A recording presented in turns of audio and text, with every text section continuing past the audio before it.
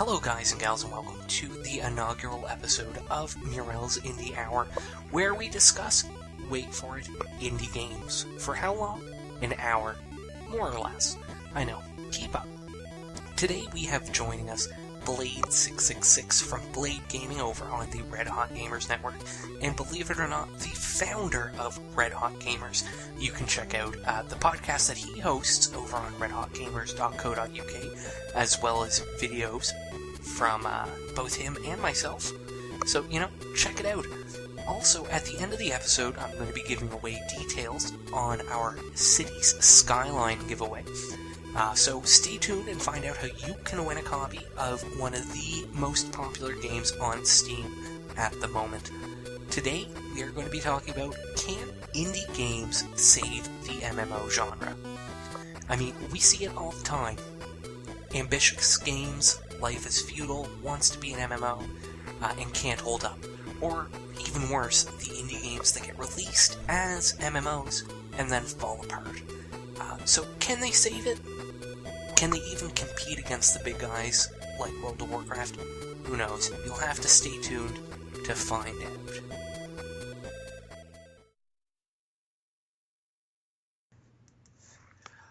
So, Mr. Blade, founder of Red Hot Gamers, what have you been up to since we last spoke on your podcast available on redhotgamers.co.uk? Well, work has been taking up a lot of my time. Recently, it's been very busy. But also, it was WrestleMania last night, which was amazing. Slightly infuriating. I won't ruin anything for those who haven't watched it. But yeah, it didn't quite end the way I wanted it to. Now, it's actually kind of funny you bring that up, as anyone who's listened to the Red Hot Gamers podcast may be aware. We have a few members of the group who are actually big wrestling fans, and I am not one of them. But in the last week, I've had 4 separate people come up and ask me if I'm in to WrestleMania, because I guess there's like some big fellow who's got this Russian gimmick, and it seems like kind of like a gimmicky callback to the early days when you'd have the guy walking in the Soviet clothes and everyone would just hate him because the Cold War and all that. Yeah, it's very simple. You put, I don't think he is actually Russian, but he does play it well, and he looks the part. And you play him off against the good guy characters that are like all American sort of. Not mistaken. And you've just got natural, That the technical term for that would be the heel, correct? You have the face correct. and the heel. That is correct. He actually came down to the ring last night at WrestleMania in a tank, believe it or not. Like an honest to goodness tank, or like a really cheap car? Oh my god. Well, it was an old school tank. It wasn't anything particularly flash. Now, is McMahon still the head of wrestling? Is that Vince is still there. He's not active as such on camera anymore, but he's very much still part of the business, or Triple H, that run the actual show now. I realize that it's probably a little silly for me to say that I'm not into wrestling and then know a fair bit about it, but Mr. McMahon has come up in several articles I've read about how he's just a terrible person. And I guess there was like a whole storyline for like a decade. He just cheated in front of his wife with really hot, like, ring girls, I guess, or. Yeah. There was some very interesting storylines going on around that time of WWF. That might have still been WWF at the time. His wife was in a coma, I believe, for some reason. It might have even been stress-induced because of his flirtatious behaviour towards the other ladies. But yeah, he didn't waste any time. It was a pretty crazy time of wrestling history, that was. Now, the only reason I asked is I wanted to have his name right when I just put this forth to everyone. Is he aware, Mr. McMahon, that the Cold War ended roughly 24 years ago? You mean as far as having Rusev involved? Yes, this whole big scary Russian fellow coming down in a tank, it harkens. It really works though. Yeah, but well, like I say, it works. He was up against John Cena, who's a very proud American. Everyone knows that he is.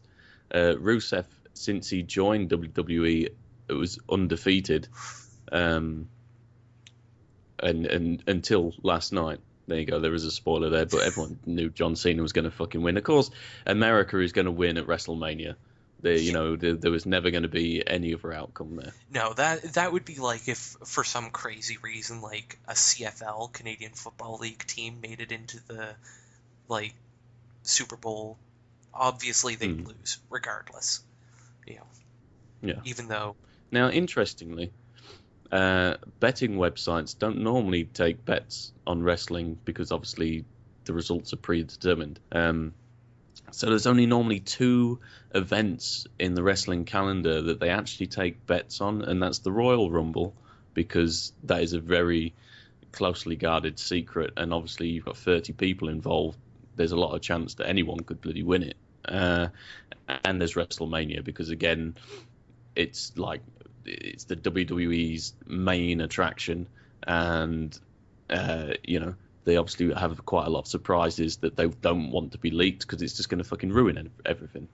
So I was looking at the odds before WrestleMania kicked off last night, and the favourites you can literally just bet on who's going to win, that's it. Who's going to win out of the matches? There's nothing like in football where you've got all sorts of different fucking bets you can place. It's just literally who's going to win. But the favourites had that crap odds. There was literally no point in putting any money on them, and literally every favourite won that the betting website said. So they must have made a killing last night, is all I'm going to say. Maybe we're in the wrong business. Yeah, tell me Let's about it. just become bookies. One thing that did puzzle me slightly, do you know anything about the Money in the Bank? I'm about to spoil the main event for anyone who hasn't watched it yet. So if you haven't watched the main event, then just skip ahead a bit. Just click on the little bar until you hear us talking about video games. Yeah. Well, the heavyweight championship was against Brock Lesnar. It was Brock Lesnar versus Roman Reigns, right? But they have a pay-per-view earlier on in the year, I think it's like last July actually, called Money in the Bank, where the winner of that pay-per-view gets a briefcase, and inside of that briefcase is a contract that they can cash in at any time, any place, for a shot at the heavyweight championship, right? So Seth Rollins is the holder of this briefcase. And again, pretty much knew that he was going to turn up at some point last night to cash it in during the main event. But the thing is, this is getting back to the betting website though, you could only bet on Brock Lesnar or Roman Reigns to win. Now Seth Rollins ended up getting involved in that match and winning. Oh, what a piss off that would be. So yeah, how could they possibly take bets on a fight where you can't actually pick the winner? It's a bit disgusting in my eyes. I wonder what they did there, if they just kept the money or if it was like... Or they just gave you it back. Yeah. I don't know. I'm not sure how bookies work, so I may have to rewatch Snatch. All bets are off, that sort of deal. Yeah. Copper fucking coins. But while we're talking about big kind of cultural defining moments here, as far as like WrestleMania, it's so ingrained in us. It kind of brings us nicely to the topic of the day, which is, can indie games save MMOs? And this is kind of something I've been thinking about the last few weeks because I've been looking at new MMOs to play, and a lot of them, plain and simple. Yeah. But we look... I don't... Like, big AAA games like Evolve and that are falling flat on their face, while games like Terraria... I'm trying to think of a few indie ones that came out recently. Prison Architects making quite a bit of money. Even Pixel Piracy, which had a bit of a, fall on its face moment. Even that's bringing in some money. And quite a lot of Steam front page items are indie games now. And kind of one of the big things about MMOs is to get people's interest, you really need a strong game, more or less. But that can really be attained now by indie devs with engines like the Unreal Engine being free now. And I actually looked into that earlier today so I could throw some numbers at my fans here. You can use it for free, but you only pay a 5% royalty on gross revenue. And that's only after you've made $3,000. So there's very little risk. It's a good deal. Yeah. You know, if you're an indie dev and you take that, if you only make $2,500 off it, Unreal's free. You know, and then you see Source 2, like we've talked about over on the Red Hot Gamers podcast, it automatically has to go on Steam if you use the Source engine. Indeed. I think they will be modifying those terms in some way. I'm going to be completely honest. I've been going through Greenlight the last couple days trying to find some things, and I did find quite a few gems, which I'm going to talk about a little bit later. But a lot of it's crap. A lot of it looks like something that somebody's made in like their grade 11 like computers class. I don't know. Yeah, I mean, it seems to be that a lot of devs are just getting them on there just because they can, rather than well, they've got nothing to show. I mean, there's a wrestling game that got greenlit called Pro Wrestling X. And the only reason I'm backing this is because there is no wrestling games for PC, not any that are worth playing anyway. There's some like really crap mods that you can get for other games. But yeah, I mean, there's literally nothing to that game. All you can do is you've got you and another dude in the ring, and you can punch. You can do one suplex, I think, and pin. That's literally it at the minute. And the other dude, there's no AI either. He just literally like wanders about. He might punch you every now and again, but it's just a punch bag as it stands at the minute. And the development on that is going really slow as well. The guys are really honest and really, about what they're doing, about how long it's likely to take. The fact that there's only like 3 people working on this thing, so it's not going to be the quickest developed game. But I mean, I backed this probably 2 months ago, and I've seen no updates at all, as in the actual game. There's like I say, the dude's really upfront and honest. If he's having a fucking shit week with work or whatever, and he hasn't had time to put much into it, then he'll tell you. But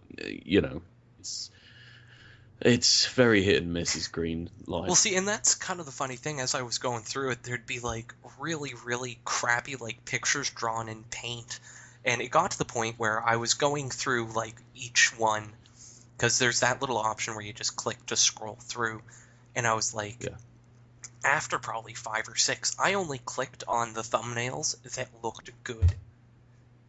And for the most part, every single one of those I clicked, it was like, update, hey, we just got greenlit. If you want to play the game, why don't you buy an early access copy off our website? And I clicked to go to it, and the game would already be pretty much done and available for like $19. Yeah. And it's like, I love the concept of Greenlight. We've talked about it before, but I think that's probably just a crutch. I feel like we definitely need a way to get indie games on Steam, but I don't think Greenlight's the right way to do it. No, unfortunately, I don't really have any better suggestions for them at the minute. Apart from, because the only thing that pisses me off is that I don't really play a lot of indie games, so and like you say, the front page is just getting more and more clogged up with indie game this, indie game that, countless remakes of the same survival horror sort of thing. There's a new one coming out every month. Maybe they could just have a completely separate store, maybe, or section of the store for that sort of thing, so indie games can go in somewhere else, so that your main page is actually just filled with stuff that, well, it depends what you're interested in, obviously, because they've got the thing now where you can choose, like, this interests me, this doesn't interest me. Does that even doesn't work perfectly? Oh, yeah, no, because it doesn't work perfectly. I've been going through, and it's just like, hey, you'd probably like Sakura X, and I'm like, not interested. I'm not going to play an Yeah. JRPG. I don't care if it's indie. And the very next one, it would be like, well, why don't you play Akanamani 4? And I'm like, no, I'm seriously not interested in JRPGs. Like, my entire discovery queue is just indie JRPGs, and I have no idea how that happened. I've got a couple of things on my wish list that are literally there as a joke for when people look at them, but it seems to be fucking up with some of my recommendations as well. It's like every time Farming Simulator goes on sale, it's like, oh, you'll be interested in this. I'm like, nah. You know what? I'll put that on as a fucking laugh. I think I'm going to have to go through my wish list, because my wish list is for games that at the time I really enjoyed, but didn't necessarily feel like running out and buying a Steam card for them. And I'm going to be completely honest, I have forgotten what's on my list. Every time I go through my wish list, I'm like, hey, that might be a good game. Or I'll be like going through my discovery queue and I'll be like, hey, this looks interesting, and I'll go to add it to my wish list and it'll be like, remove from wish list. I'm like, oh, well then. Yeah. But as far as MMOs go, and I was looking into it, CCP right now, prime example of an indie developer that went and made an MMO that's still incredibly popular. I just have a bit of history here. CCP, Crowd Control Productions, makers of EVE Online. It's a Icelandic-based video game company, and they started in 1997, funded EVE Online by making a board game, believe it or not. And it actually had about... Which you can still get. Oh, can you? Yeah. The stats here say it sold 10,000 copies.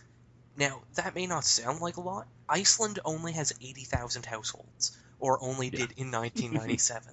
Can you name one other game besides, like, Monopoly, where 1 in 8 people own it? Like, that's crazy. I don't know whether I'm going to be stealing some of your facts, but aren't they, like, the second or third biggest, like, exporter in Iceland anyway? Truth be told, I didn't have that stat, so you are more than welcome. It's something... They're like worshipped over there. They're, an Icelandic icon, so to speak. And see, what blows my mind... It's weird. They only have 600 employees. Like, I really expected that it was going to be much bigger than that. And I know a lot of people here are like, oh man, 600 employees. What I could do with 600 employees. But you gotta think, how many employees do you think Blizzard has? Yeah. Like, probably exactly. thousands per project. And Ubisoft, they've got loads, absolute tons. And then you look at wargaming, World of Tanks, World of Planes. Is that what? Mm-hmm. Now they also have World of... Oh, is it World of Ships? I don't know. They Yeah, World of Warships. Yeah, World of Warships. That's it. I knew World of Ships didn't sound right. But again, a small company started off. Now they actually do have like 2,200 employees now. But again, bloody hell. Just a small company that worked at it, and now is pretty commonplace. Pretty much everyone's heard of World of Tanks. Uh-huh. So you kind of got to look at it. I mean, obviously, for an indie dev to make an MMO, there is going to be a crazy, crazy, crazy amount of work. And I mean, we see indie MMOs pop up and fail all the time. I'm trying to think of a couple off the top of my head. But essentially anything that's one of those free-to-play with in-game purchases, you're pretty much guaranteed it was an indie game. Yeah. But I feel like, and I know this kind of sounds a little ironic after we discussed how most of the indie games are clones, but most of the indie games are clones of other indie games. I mean, just looking back, DayZ started off as an independently developed mod for Arma 2. Yep. That's like one of the hottest games right now on Twitch. Actually, I probably should have looked up what Twitch's top playing games are right now. And you kind of gotta look. Terraria, sure, it was, kind of a knockoff of Minecraft, but that sold millions of copies. Minecraft sold millions of copies. All of these are indie games. Well, I mean, look at that fucking War Z. It had to change its name, didn't it? I can't remember what it was. It Infestation Survivor Stories or something like that. Stories, yeah.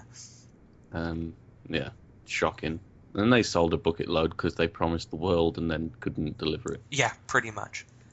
Who have come out recently and are basically doing the same thing again. Yeah, The past couple of days, you know what? they've come out I'm and pretty sure that that's just going to be same story. It's just going to constantly be these guys ripping off games and making piss poor copies of them.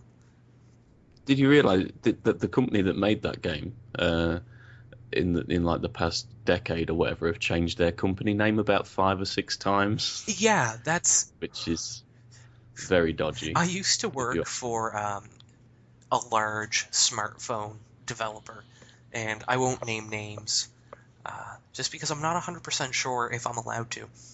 But one of the calls we would get occasionally, I did tech support, and you'd be getting people from the States that went over to like China for work or whatever, bought one of these really cheap knockoffs on the street, but it was such a high quality knockoff they didn't notice it was a knockoff.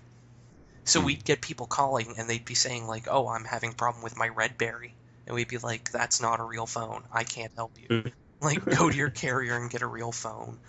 Or we'd Is it made by VTech? Yeah, and we'd constantly get calls like that, and I just feel like this guy's games, they're all similar to that. I feel like all his games are just cheap knockoffs you'd buy from like a Chinese street vendor.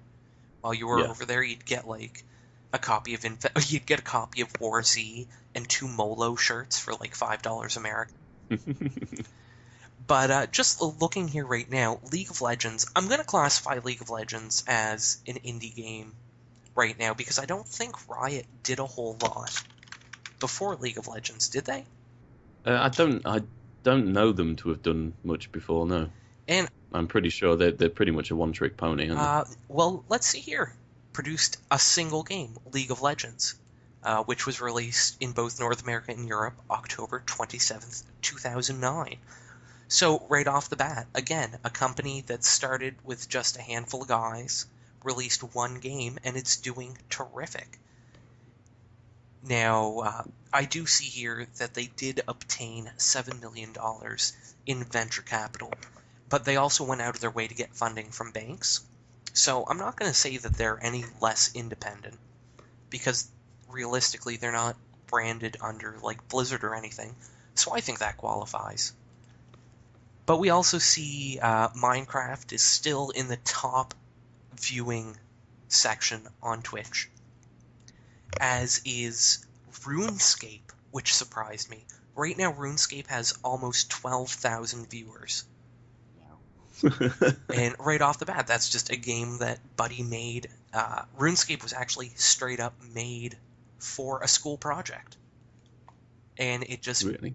Yeah, no, he was in high school at the time. And again, RuneScape came out in like 1995. Like, I remember playing that, like, in elementary school. Let's see, when did it come out? 2001 was the original release date. So this right here is a 14-year-old MMO that was made by an indie developer and is still huge. And I'm actually glad that RuneScape is in this list because I don't think I'd classify League of Legends as an MMO. I mean, sure, there's a lot of people playing it and it is multiplayer, but I feel like those brawlers don't really classify. Yeah, I don't know quite what I would classify that one as, to be honest. Yeah, when you say MMO, I'm probably think more about MMORPGs, to be quite honest with you. But and I guess I probably should have stipulated that. You know, your World of Warcrafts, RuneScape, just because we're talking about it, Eve, that sort of thing. Because even what was that one we played for a bit? Neverwinter, was it? Something like that? Oh, that sounds familiar. Honestly, if it was a free-to-play MMO, I've probably played it at some point. But my issue with MMOs, and I was a big fan of them. Obviously, I played Eve for many years. I've played World of Warcraft for a bit, as well as a couple of others.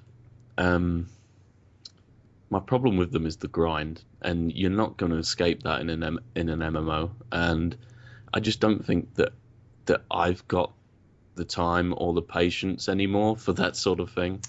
I personally feel that if it feels like grinding, it's because the game's not doing its job. If I'm expecting to get experience for blah, blah, blah, blah, blah, kill 12 Neverwinters and return, or, bring me back 7 dire hyena hearts, that, it's kind of like, why? But then you look, World of Warcraft, I always got around this by grinding to level 15 and then just pugging the whole time, just doing random instances. And I actually found that I leveled up so quickly that I didn't actually get to play each instance in my level category, which I feel is kind of a plus for World of Warcraft, because now it made me feel like going back and starting another character and doing it again. And then Eve kind of gets around it by, you do have missions, but none of them are like, go kill 6 Blood Raiders and come back. It's like, Yeah, it's just fighting. Yeah. I mean... It's like, go here and, check it out. See what's going on. Plus, there's plenty of other ways to make money in that game. True. Than just... you don't even have to mission once if you don't want to. Well, no, you don't have to do anything. You buy play. Yeah, this is true. Quite a few people do. I remember once we were at war, this was before I played with Blade, and it was a guy, just a small, 10-man corp, but it turns out he was all 10 characters.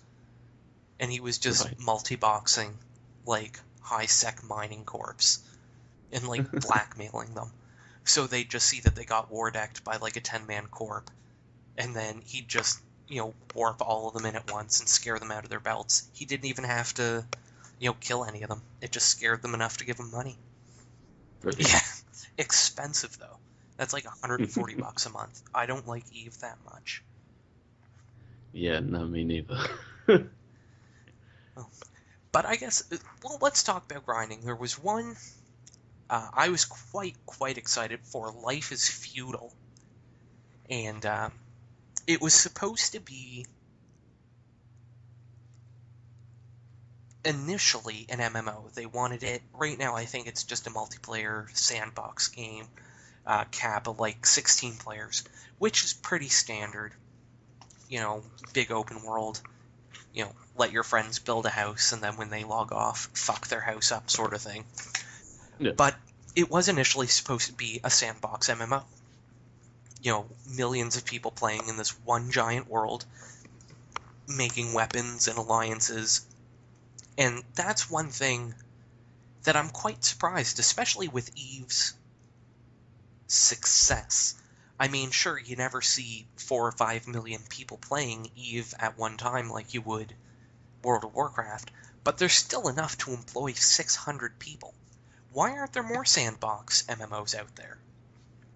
It is. It's quite a niche game as well, is Eve. It has some characteristics that other MMOs don't employ simply because they want to appeal to the masses. But they do start to seem to be dumbing Eve down a little bit, which is sad, making it more accessible. And you know what?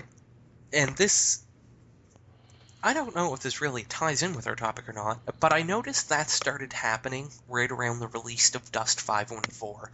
And for those of you who aren't familiar, Dust 514 was a first-person shooter that was integrated into the Eve game. It was played, you could only get it for PS3, which pissed off a lot of Eve players, because Eve is an MMO for computers. Everyone who plays Eve has a computer, not everyone who plays Eve has a PS3. But I noticed about that time, because it's fully integrated, you can go and offer air support to your friends who are fighting on one of these planets. And right around that time, I noticed that Eve started kind of dumbing itself down. And I'm wondering if they did that to try and appeal to more console players. Yes, I think so. I mean, I don't think it's really worked. I think it's around the same sort of user level for the past few years now, which is good for that it's retaining it, definitely. But I don't think if they're trying to pull console boys over, I mean, there's a reason why people play consoles, because it's easy. You just stick a game in, you go, and that's not Eve at all. And just looking through the Twitch things here, another couple indie games that are in the top played right now, World of Warships, which we talked about earlier, which is just ahead of World of Tanks. Stranded Deep is another indie game, currently has about 10,000 viewers. So, I mean, there are creative indie games out there that are getting tons of press. Why can't they just go and do something cool? Path of Exile, that actually right there is a knockoff of Diablo 3, if I'm not mistaken, indie developed. And this is probably 2 or 3 years old right now, and still has a ton of viewers. Same with Binding of Isaac. Binding of Isaac has, a couple thousand viewers People right love now. Binding of Isaac. Hell, Clash of Clans right now has 1,100 separate viewers. Really? Wow. And Clash of Clans actually won't work on my phone, and I'm really upset about that. I was really into Clash of Clans. But, I think, realistically, if a proper indie game, like a nice sandbox survival, that would be great. Secret Worlds, right now, is a indie MMO. It is a one-time purchase. I think it's like $20. I have it, but it wouldn't run right on my computer. But it's a really clever story. Instead of having your traditional classes, it's all about, like, kind of this... It's set in the modern day, and I'm using air quotes. It's kind of a little bit ahead of us, I think, in terms of technology. But instead of having, like, a faction like the Orcs, or you're either the Illuminati, the Templars, or a Asian-sounding name, which I can never remember. But it's all about trying to stop the apocalypse. And it's all, like, Lovecraftian and crazy. And I did a look at this game a while ago, actually, and it did sound very interesting, but I never actually got around to buying it. I actually feel a little bad about bringing this up, because now that I look at it, it was developed by an independent studio, it looks like, but it was published by EA. Oh. So, right off the bat, I'm not impressed. Yes. Not impressed. But we don't like EA. These guys back in 1993 onwards, up until like 2005, were the lead European independent game developers. Really? Yeah. So I don't feel so bad about including them in the list, even if they did have to sell their soul to the great demon known as EA. You can't spell demon without EA, by the way. How do you guys spell it over there? Because there's not an A in it in Canadian English. Yeah, it was a bit of a joke. Oh, okay. But... You can't spell cheat or steal either. There you go. Yeah, they work. I think that one's actually quite accurate. Blackmailing us for our own games. Just quickly, whilst we are talking about the scum of the earth that is EA, someone who I trust greatly told me about a week ago that Battlefield 4 was actually, like, really playable now. It was shit when it was fucking released. It had tons of bugs and whatever. I think for the first 2 weeks I couldn't even, like, find a match. And so I thought I'd go back and try it. The only issue is that everyone who's been playing it is so much who's better still than you. playing it, they've been playing it for fucking ages now, and I just got absolutely stomped.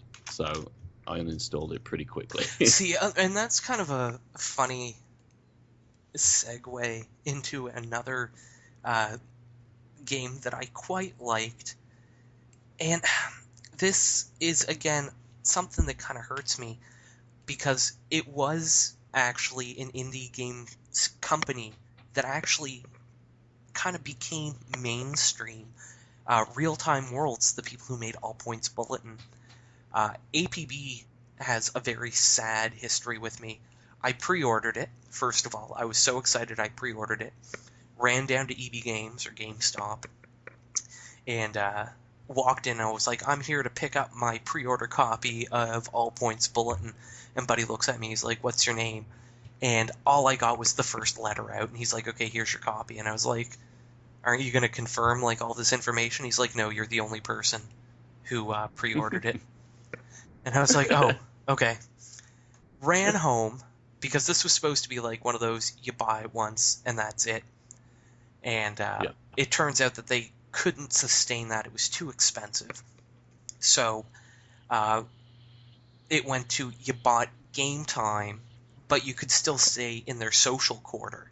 So there was like a spot where you could socialize and you could dress yourself up and like mod your cars and things for free. But if you actually wanted to go do missions and that, you had to buy game time. And I was fine with that. You know, you want to support your developers. Wouldn't run on my computer. I had like a 3-year-old laptop. So I was like, fine. Uninstalled it. When I got a new computer like a year later, I was like, first game I'm going to install, All Points Bulletin. Got it on. Got my teeth kicked in by the people who had been playing it for the last year. Finally... Yeah, I think we played that together for a while, didn't we? We played the new version of it. But, Right. So, I finally start getting good, and the company goes under. And I'm like, oh, fuck. Then it gets bought up, like, 2 years later by, I think it's Gamers First, a company that specializes in buying games that go under. And now it's just, it's a free-to-play, but it's full of this game-breaking crap. It's all pay-to-win now, and that kills me. So... It is, that's the issue, and we're seeing it creep into everything nowadays. Yeah. Microtransactions. Oh, yeah. And EA's actually come out, and I feel like EA is just the Antichrist of gaming. Because whenever a conversation about the state of video games, it's like Godwin's rule. You know, every discussion about video games will eventually end in talking about how EA ruined them. But the CEO of EA flat out said in an interview, within 10 years, all gaming is going to be free with microtransactions. And I mean, games like World of Tanks do it well. You know, you get a bit of a perk, but it's not game breaking, and you can earn in-game currency in-game. You know, you don't have to go and buy the premium currency. You can get it for being a good player. But if I want to go paint my tank bright pink and shoot dildos at my enemies, as long as that dildo's not a one-shot kill, I'm fine with that. You know, spend your money on I haven't really got any issues. The issue is things like Evolve that, you know, cost you $60 to buy, and then it's got microtransactions in there as well. You look at Battlefield Hardline that's just been released. It is basically just a mod of Battlefield 4, and they're charging you full whack for that. There's about 3 different packages. The lowest is $50 or $60, and the most expensive is like $120 for Christ's sake. Yeah, I think my brother bought it release day because he played the beta and just fell in love with it. And he's been playing it non-stop since he got it. But he went, I think in the end he paid $70 plus tax for it. Yeah. You know, and I guess, you know, and as we're talking about MMOs, and I will include first-person shooters in this, if you have to keep the game current, you know, you want to keep people into it, that's fine. If you want to throw like a $3 DLC map out every once in a while, go to town. You know, we get you need to make money. A great example of this is Tripwire's Killing Floor. The game itself, I think I bought it for like $5. I've spent easily 3 times as much on DLC, but the DLC's like $1 for 7 different costumes. I am more than willing to pay $1 so I can dress up like Santa Claus, take an automatic shotgun, and run around post-apocalyptic London shooting super zombies. Yeah, I mean, it's not so much the microtransactions. It's that they're charging you a premium price still to buy the game in the first place, and then they're charging you a premium price for the microtransactions in the game. You know, when you can buy guns, a single gun in some games for like £3.50 or about $5. I mean, that's just ridiculous. Yeah, I was actually watching a video of some Counter-Strike players. It was a prank. It was like these two brothers. One was always winning, so on his birthday, he challenged his brother to a Counter-Strike match, and actually got a professional Counter-Strike player to play on his account for him.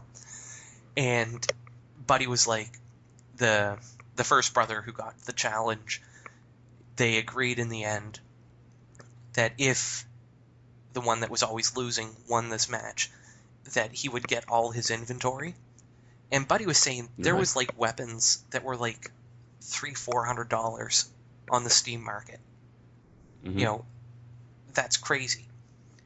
But then you see like video games like All Points Bulletin that go and take, you know, the pay to win strategy, and it's like, oh, well, you have to pay, you know, $5-6 for this gun, but it's better than any other gun in the game. Where's the fun in that? Yeah. As far as I'm concerned, that's little better than hacking. Yeah. Well, you're right. You are completely right. Also, I don't think the Day 1 DLC is absolute bullshit as well. Yeah. It should just be in the game. If it's ready to go, it should be in the game. I think if you're going to release DLC like that, what you should do is include it as like a pre-order thing. I'm fine with pre-order DLC. I really am. If you're enough of a fan to go and give them money in advance for the right to play the game at midnight release day, you know, you should get a little reward for that. Yeah, exactly. But if you're going to go release a game, not include the DLC in the pre-order, and then charge $5 for a map, you know, why wasn't that map in the game? You're telling me charging for maps is a terrible idea anyway. In the first place, it just divides the audience between the haves and the have-nots. It just makes matchmaking so much harder. And it's kind of where Evolve went right in a way, because like with the monsters, just because you don't have one of the monsters, it doesn't mean that you obviously can't play as that monster, but you can still be on the human team fighting that monster. So you do still get to see that content, if you know what I mean. It's not splitting anyone up. It works well. And that does. I think World of Warcraft does that well, because like we look Cataclysm. If you didn't have Cataclysm, you were still on the same server as people who did. You still got all the benefits of the new storyline and everything. You just couldn't join them past your level cap. You know, if it added new instances or whatever, you could still go into those, provided you had the right level for it. You know, and I think gaming in general just needs to find a way to make microtransactions work and, you know, stop fleecing us. We live in a world of $3 video games. If you alienate your fans, they're just going to go to the $3 video games. It is, I mean, and mobile gaming is getting hugely popular as well nowadays. And although, yes, they've got microtransactions and you can spend an absolute fortune in the game, but, you know, the majority of the games themselves are very cheap if you have to pay for them at all. And I'm actually really glad you brought this up, because I kind of wanted to touch on this today. I bought an app, believe it or not, for 99 cents, and it's called Star Traders Elite. Great little game. It's just like a space trader. And I actually bought a microtransaction for it, which allows you to design your own ships. So I can actually start the game with a ship I've developed myself for a specific purpose. Cool. And again, they were cheap. And I don't regret it. I've probably got, I'd say, between 12 and 18 hours out of this game over the last week. And I only paid, you know, $1.98 for it. As far as I'm concerned, I got just as much enjoyment out of that game, if not more, than I would of a 2-liter bottle of Coke. You know, and it's roughly the same price point. Yeah, I mean, a lot's being said recently about games coming out as to like how many hours you're getting per dollar or pound that you're spending for it. And when you look at that, you say you've played like 12 hours for $2. That's a great return. There's games on my Steam list right now that I paid $15 for that I don't even have that much time in. You know, I think at the end of the day, we just need to judge our games based purely on the entertainment factor. You know, yes. Fable, you can go and say Fable 2 only had, 30 hours of storyline or whatever it is. Me and my brother easily spent 30 hours just running around punching people in the face and breaking windows. That had nothing to do with the storyline. I think it's enjoyment per dollar we need to start thinking about. If you can look at that game and say, I enjoyed it enough that I don't regret buying it, perfect. That's what you should look for. Definitely. I mean, and the problem is, like I say, we was on about the price points for Hardline. $120. What are you expecting to get out of that to make that worth your time? The money that you've spent on it. You know what I mean? When it's literally just an expansion. It should have been a $20, $25 expansion for Battlefield 4. Yeah. But at the end of the day, what can you do? I personally, as much as I love indie games, and I preach at the church of indie games, I've come to accept I will probably never be an indie game developer. I don't have the attention span to sit down at a computer and code for days and days and days and weeks and months and years. I went to school for it. I hated it. That's why I failed. Plain and simple. I had teachers in my second year that didn't even know I still went to the school. Brilliant. There was a period where I was like, man, I really don't feel like learning Ruby on Rails. I'm just going to go to the pub down the street and have lunch. And then I just never went back to school. Very familiar with my college days. I'd get a fish and chips and a pint of beer, and they'd have the music on. I'd watch guys playing pool, or I'd play pool, And that's what I paid good money for. Indeed. Thanks for sticking that out. In this episode, we talked about, can indie games save the MMO genre? And we kind of got sidetracked, but I think we hit a few important points. And I think the answer is yes. Indie games can save the MMO genre. Indie devs are creative, and they're doing some really cool stuff. If you have a great indie game, if you're on Steam, and you've sold a bunch of copies, go to the bank. Don't be afraid to reach out to these people. They're much more understanding about money. And it doesn't matter where the money comes from. They just want money. So if you think you can make money, look for investors. Get out there, try something new. That's all you can do. So, not that I forgot or anything. As promised, details for the Cities Skyline giveaway. Check out the Red Hot Gamers website, redhotgamers.co.uk. There, you can sign up for our newsletter, which gets you entered into this giveaway.